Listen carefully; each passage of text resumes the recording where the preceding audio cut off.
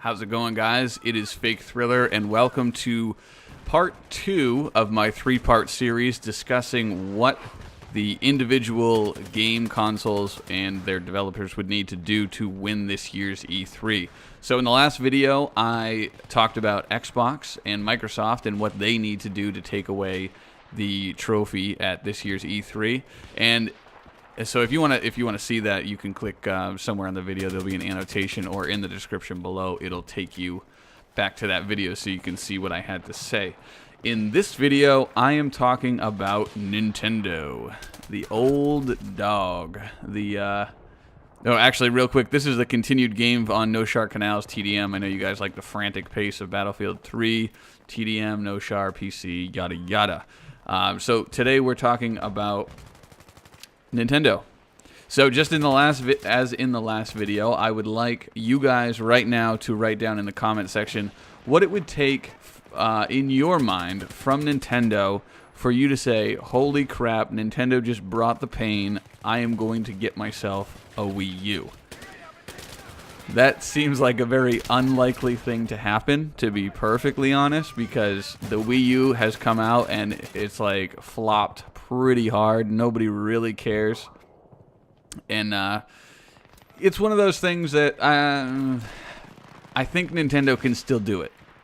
I think they have these things up their sleeve that they've been saving for years. Sort of like how Square Enix has the remake of Final Fantasy VII that they could do, like under glass. They just lift the button and hit create. I think Nintendo could make millions of dollars if they would just listen to what their fans want. And this is so in the Microsoft video, I mentioned 3 different things that Microsoft needs to do. In this one, it's one thing. For Nintendo, the only thing Nintendo needs to do is listen to what their fans want. Nintendo has this notorious history of just keeping their head down and doing what they do. They don't listen to people. And the thing is, they've been successful for 30 years. They've been busting out profits. I think except for this last year, they posted a loss.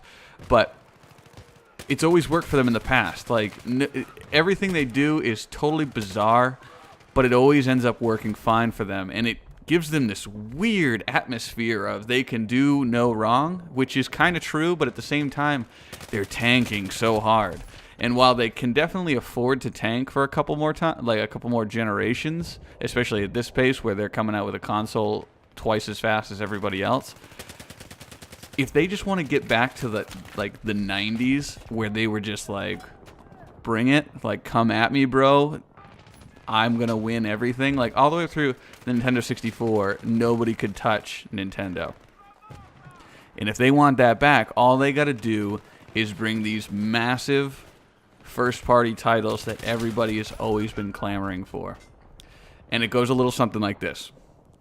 I'm sure anybody who spent any time on the internet has seen the mock-up of take Skyrim environment and, graphics and stuff, open world, combine it with Pokemon. GG. Everybody in the world checks out because they're playing full 3D Pokemon for the next 4.5 years. No big deal.